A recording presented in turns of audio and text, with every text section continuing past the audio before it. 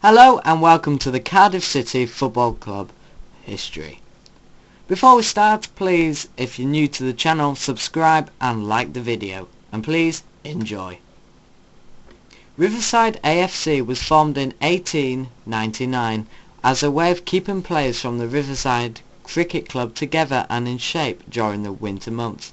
Their first season saw them playing friendlies against local sides at their Soviet Gardens ground, but in 1900s they joined the Cardiff and District League for their first competitive season. In 1905 Cardiff was granted city status by King Edward VII. As a result, the club were put into a request to change their name to Cardiff City, but the request was turned down as they were deemed to be not playing at a high enough level. To combat this, they arranged to join the South Wales Amateur League in 1907, and the following year they were granted permission to change their name to the club we know today as Cardiff City.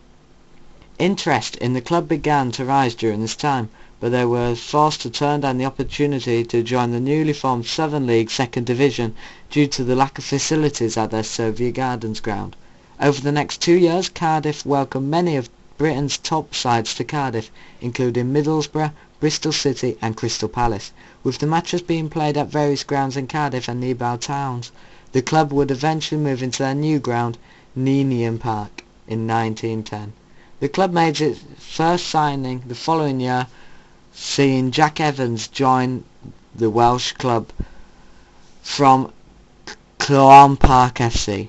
With the new ground in place, Cardiff joined the Southern League Second Division, and Bartley Wilson was quick to hire the club's first manager in David McDougall, who became player manager. Their first match was a 2-1 defeat to Aston Villa, in which new signing Evans scored the only Cardiff goal. They went on to finish in 4th place in their first year in the league. They stayed in the division for the next decade, apart from when the league was suspended due to the outbreak of World War I. The club's most successful period so far was the 1920s, in which they finished runners-up to Huddersfield Town, way, in 1924 in the old Football League Division 1, on goal average, followed by 2 FA Cup finals in 1925 against Sheffield and 1927 against Arsenal.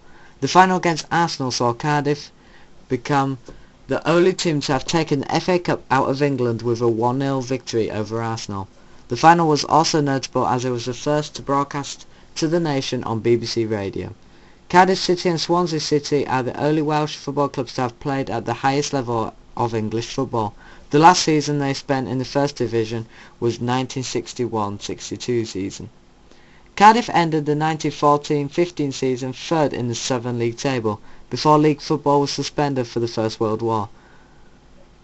Cardiff spent one final season in the Southern League, finishing 4th before being invited to join the Football League Second Division as the strongest team in Wales, with the remaining Southern League clubs forming the new Football League Third Division.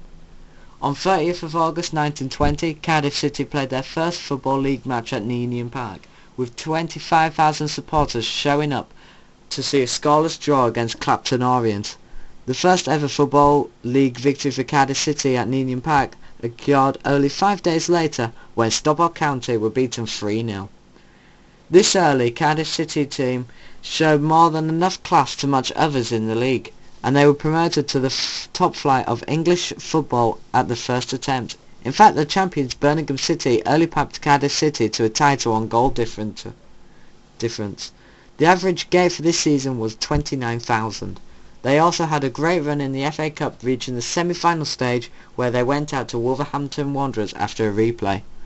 Cardiff City now found themselves in the top tier in the Football League. On 21st of January 1922, Len Davies scored the club's first ever top-flight hat-trick in a 6-3 win over Bradford City. Even though their first taste of top-flight football got off to a miserable start, recording only 3 points from the first 7 matches, Cardiff City's form improved and they eventually finished in 4th position. The 1923-24 season had proved to be their best year in the Football League for Cardiff City, after a dramatic season in which they and Huddersfield Town tussled for the Championship title. Cardiff went into the last game of the year 1 point ahead of second place Huddersfield. Huddersfield eventually beat their opponents on the day, Nottingham Forest, by a scoreline of 3-0, meaning for Cardiff City to lift their first ever league title, they would have to overcome Birmingham City, with the scoreline deadlocked at 0-0. Cardiff were awarded a penalty. Top scorer Len Davies took the spot kick, however he missed, and Birmingham held out for the draw, meaning Cardiff will have to settle for the second place spot on goal average. Although having scored one more goal than Huddersfield during the season, Cardiff also conceded one more, meaning they had a worse scoring to conceding ratio of 1.794 compared with Huddersfield's 1.818, which eventually meant Huddersfield Town would win the First Division Championship in the 1923-24 season. However, if goal difference had been used, Cardiff City would have been champions. Now, not to be disrespectful, but I am a Huddersfield Town fan, so thank God goal difference was not invented. The following season was the first time Cardiff City appeared at the Wembley Stadium in 1925. In the first round of the FA Cup, then known as the English Cup, Cardiff City beat Darlington. This was then followed by a 1-0 home win against Fulham in round 2. The Bluebirds then travelled to Meadow Lane in round 3, where they defeated Notts County 2-0 before an epic 4th round tie against Leicester City. However, this almost dashed Cardiff hearts. With the scores locked at 1-1, Welsh international Willie Davies scored directly from a corner with the last kick of the game to send Cardiff to the semi-finals against Blackburn Rovers. Cardiff City tore the Rovers' defence apart and raced away with a 3-1 victory to set a final against Sheffield United. After a dour final played out in front of 91,763 fans, the game was decided by England international Fred Tunstall, who scored the only goal in a 1-0 victory for Sheffield United. The 1926-27 season was Cardiff's worst performance in the top tier of English football since they had entered via promotion 6 seasons prior. They had a fairly miserable time in the league by their high standards, finishing in 14th position. However, the 1926-27 season did not go down in the history books as another year in which Cardiff City ended it without a major trophy to show of their efforts. Cardiff entered the FA Cup competition in the third round, which they met and defeated Aston Villa 2-1 at Ninian Park. Trips to Darlington and Bolton Wanderers in the 4th and 5th rounds both finished with the same scorelines of 2-0 wins for Cardiff City, and in the quarter-finals Cardiff met a youthful and promising side in another away fixture against the brand new Chelsea. A goalless draw was played at Stamford Bridge in the crowd of 70,184. The replay at Ninian Park was watched by 47,000, having led 2-0 thanks to goals by Sam Living and Len Davies. Cardiff City allowed Chelsea to get back into the fixture, and soon it was 2-2 at half-time. However, at the end of the game, Cardiff City met Reading after beating from a penalty spot on the Chelsea game. They beat Reading a massive 3-0. It came then to the 1927 FA Cup final.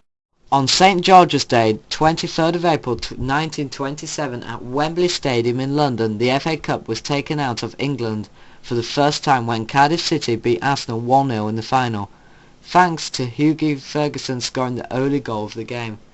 In the 74th minute, collecting a throw from the right by George McLaren. Oh my god, there's actually a person called George McLaren. Wow. Ferguson hurried a tame shot towards the Arsenal goal. Dan Lewis, the Arsenal goalkeeper, appeared to collect the ball, but under pressure from advancing Len Davies, clumsily allowed the ball to roll through his grasp. In a desperate attempt to retrieve the ball, Lewis only succeeded in knocking the ball with his elbow into his own net. Only Curtis, the 19-year-old centre-wing, said of the goal that I was in line with the edge of the penalty area on the right when Ferguson hit the shot when Arsenal's goalie had crouched down for a little early. The ball spun as it travelled towards him, going through his arm into the back of the net. It is believed that this cup final attracted one of the highest audience ever, as it was the first to be broadcast by BBC Radio. Captain Fred Keenor received the FA Cup trophy from King George V only 7 years after Cardiff City had entered the Football League and 6 seasons since they were promotion to the top division.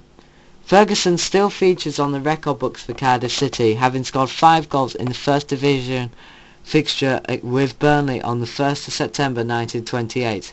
In fact, Ferguson's 32 goals in all competitions in 1926-27 season stood until Robert Earnshaw overtook it in March 2003. He scored the first in the 2-1 victory over the Corinthians in the 1927-28 Charity Shield, and his 2 goals won the Welsh Cup later, the same reason for Cardiff against Bangor. But despite a healthy return of 77 goals during his 4 seasons, his days at Ninian Park was numbered. That FA Cup final win was not the end of their cup exploits this season. They also won the Welsh Cup, defeating Real by a scoreline of 2-0, and would go on to win the Charity Shield after beating 2-1 at Stamford Bridge. The following season, the 1927-28 season, once again resulted in a top 6 finish for Cardiff City. Having led the championship for a brief spell during mid-season, their performances began to tail off and they had to settle for 6th place. However, from the 1928-29 season, Cardiff City were relegated from the First Division despite conceding the fewest goal of all teams in the division that year. However, this was early sign of things to come for the Bluebirds, and after 2 seasons in the Second Division, they were once again relegated in the 1931 season into the Division 3 South, having played 42 league matches and only managing to win 8. During this time in the lowest division of recognised league football, Cardiff City were once again able to show some promise, and in fact they recorded their biggest ever win in the Football League when they destroyed Thames by a scoreline of 9-2. Results, however, continued to be below what was expected by the City faithful, and therefore in 1933 Fred Stewart resigned after 22 years in charge of the club. Bartley Wilson was chosen to replace Fred Stewart. However, the results continued to be extremely disappointing, and in March 1934 Ben Watts-Jones was given the opportunity to manage the club he had supported as a youngster. However, he was unable to turn the club's fortunes around by the end of the season, meaning Cardiff City were forced to apply for re-election after finishing bottom of the division. Watts-Jones remained in charge for another 3 years until he was replaced by Bill Jennings, a former Welsh international who had been brought to the club originally as a trainer for 4 years previous.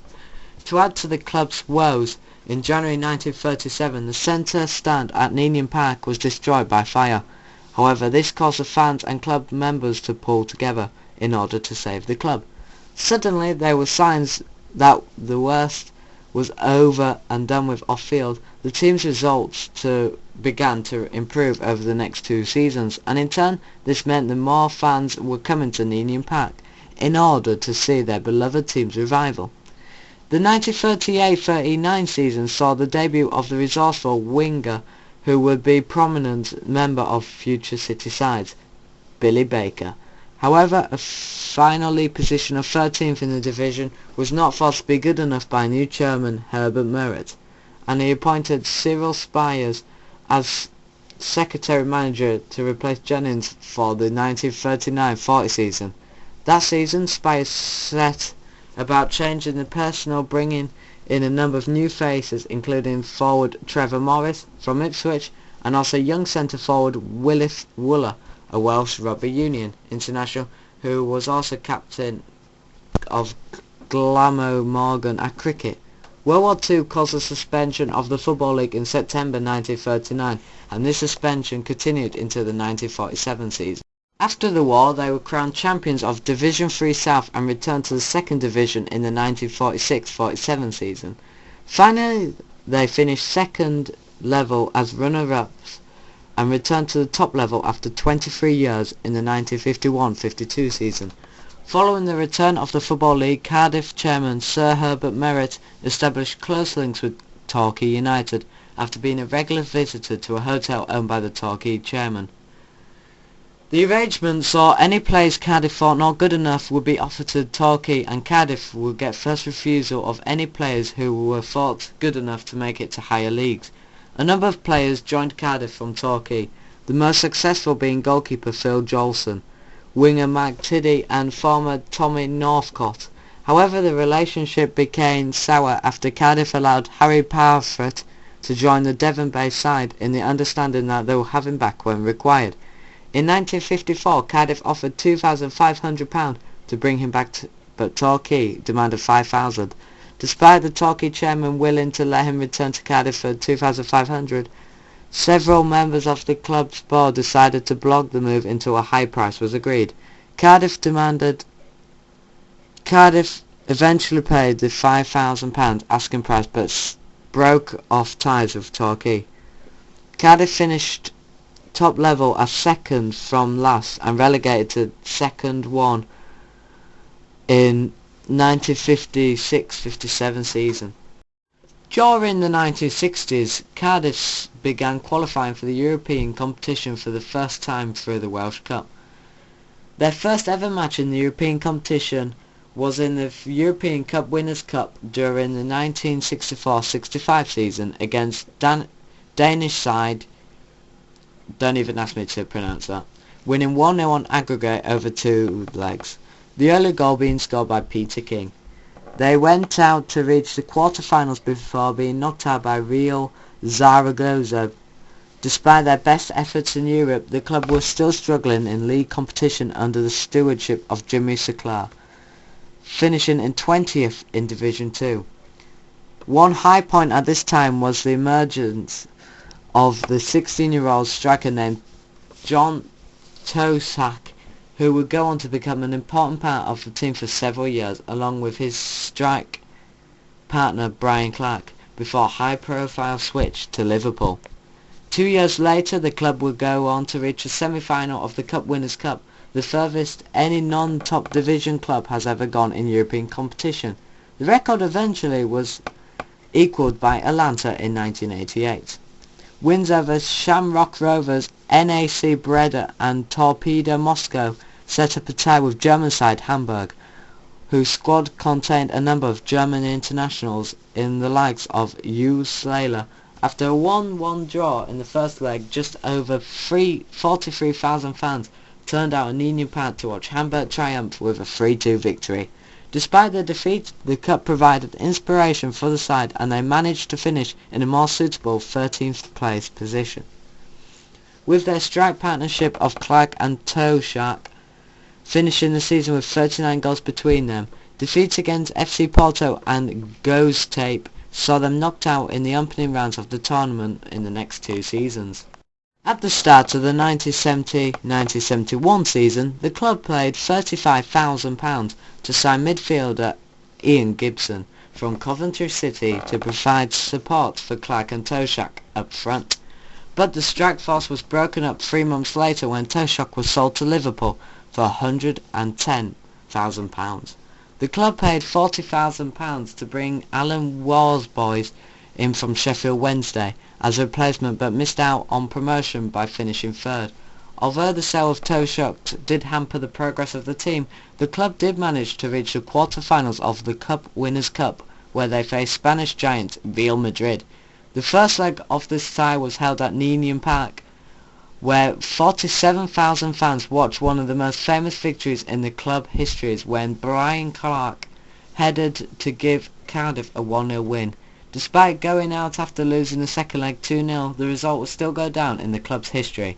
The club remained old second division except seasons of 1975 and 76 and 1982 and 83.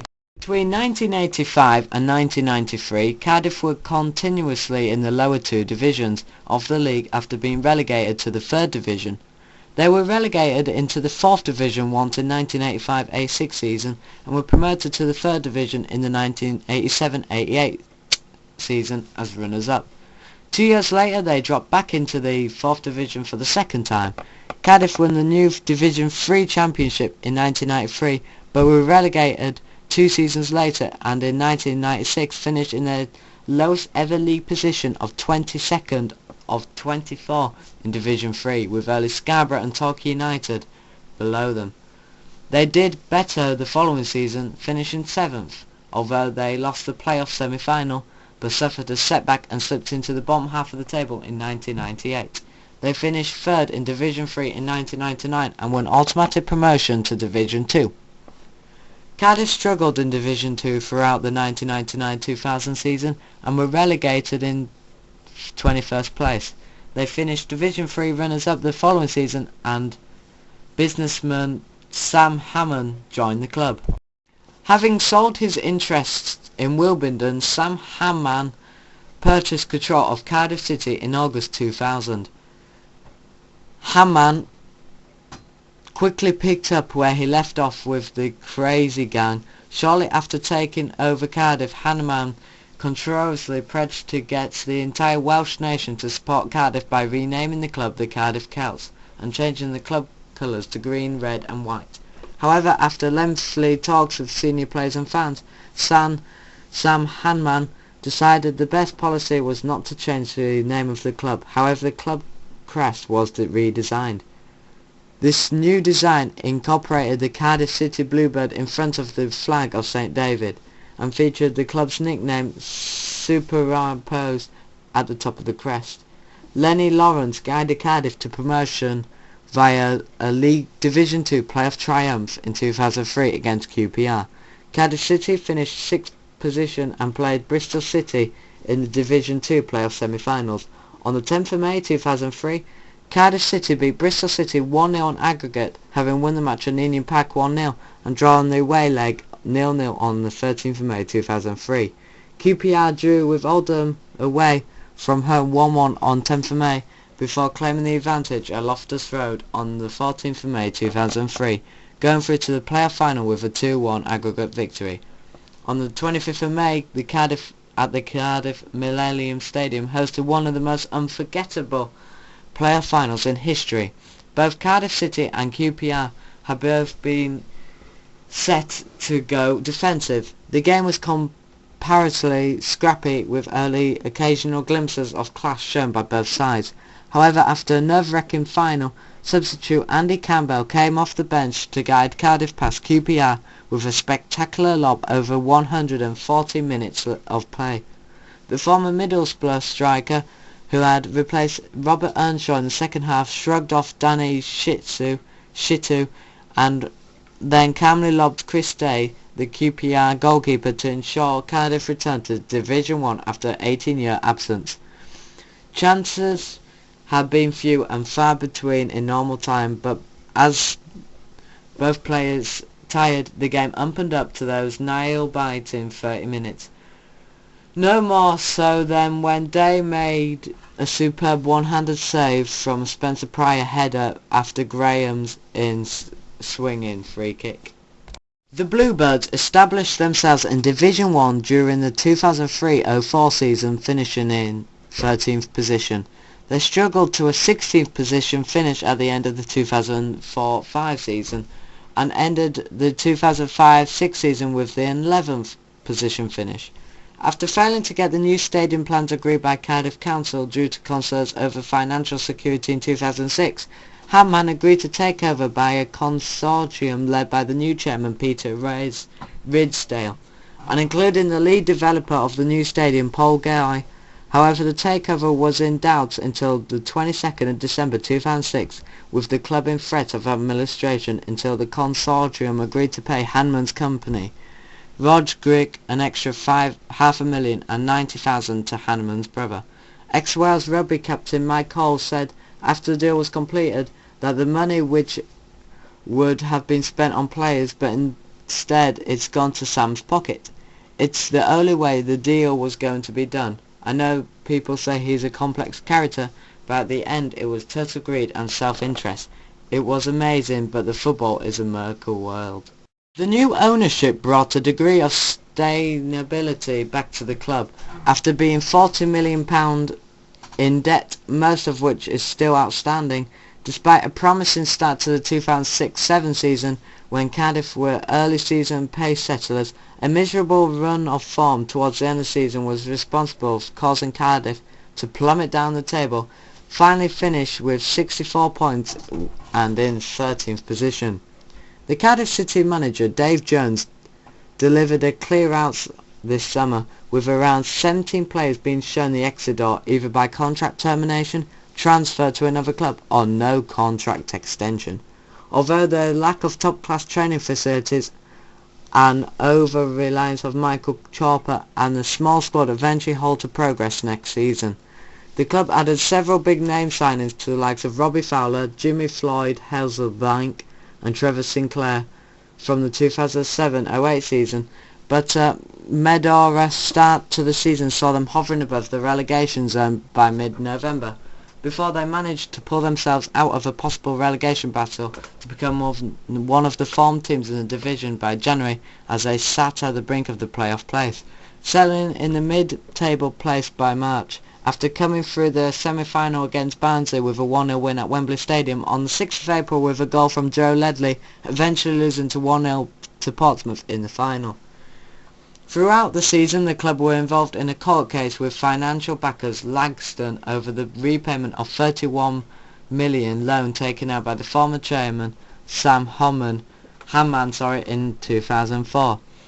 The Langston Corporation claimed that the club had broken its agreement with the company and began legal proceedings in order to force Cardiff to repay the loan back immediately. In March, the two parties attended a meeting at the High Court as Langston sought a summary judgment, meaning the club would be forced to pay back the loan without a full trial.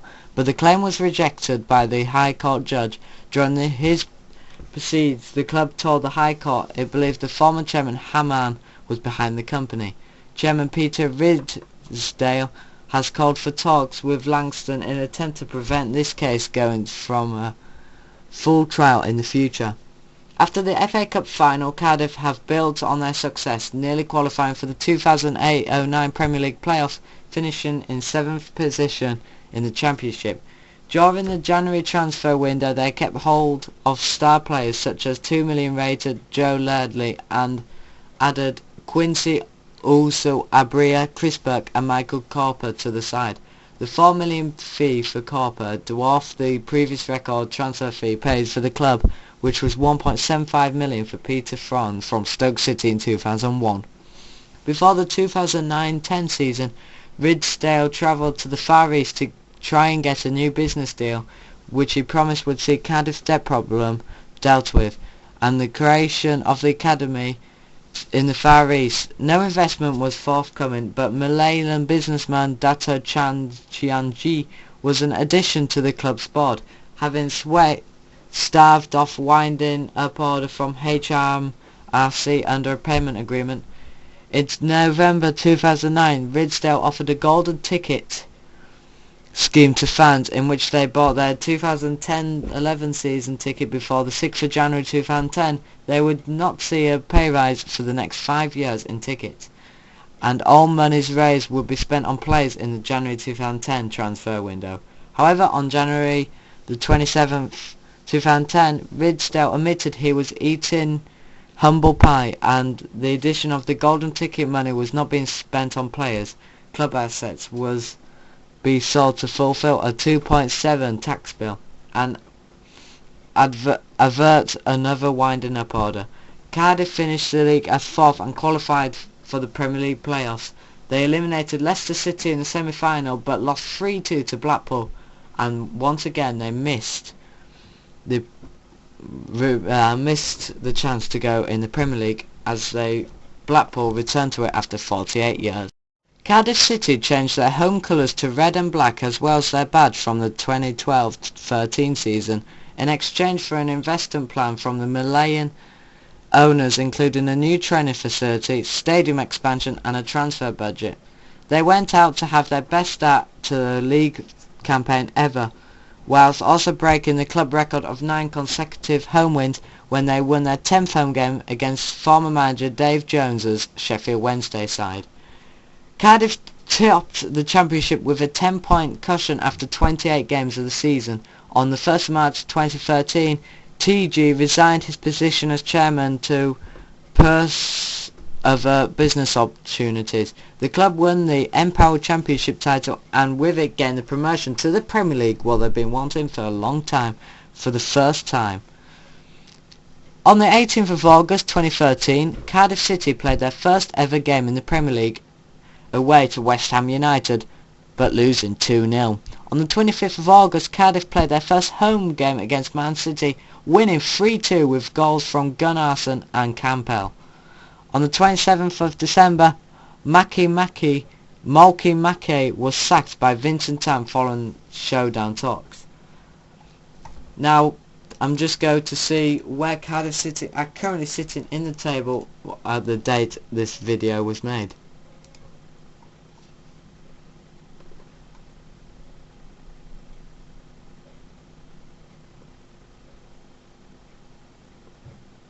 So, as you know, at the moment, Cardiff City are currently in the Barclays Premier League. However, their season is struggling as they are in the 18th place spot.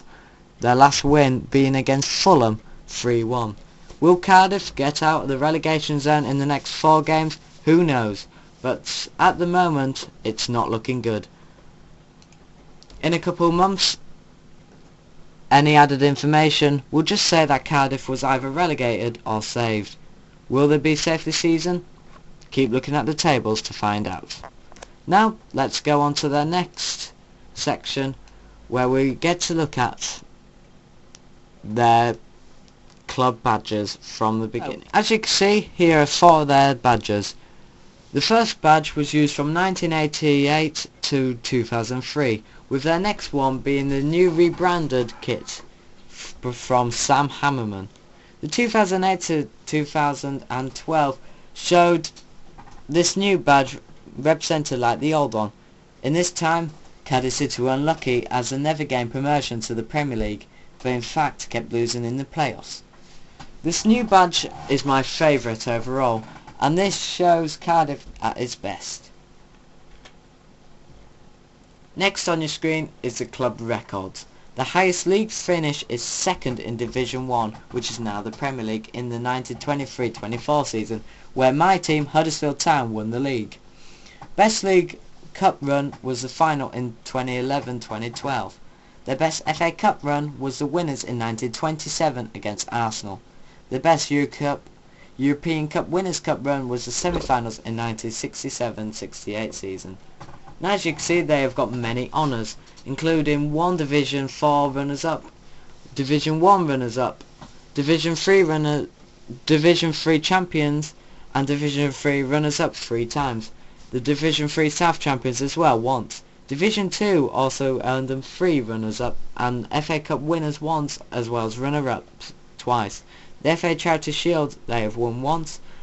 They have become runners-up in the Football League Cup and have been champions of the League Championship once.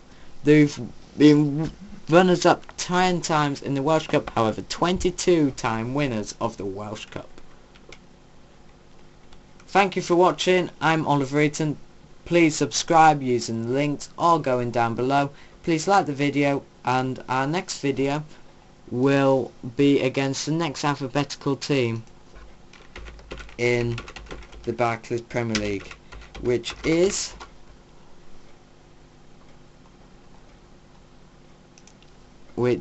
going to be the next team after Cardiff is going to be Chelsea. So please tune in for Chelsea in about a month's time. Hopefully the season is going to end as we are still making these. I will make all the teams currently in the Premier League and then eventually go on to the Championship. Any teams what are promoted into the Premier League I will include before going on to the Championship. Thank you for watching. Goodbye.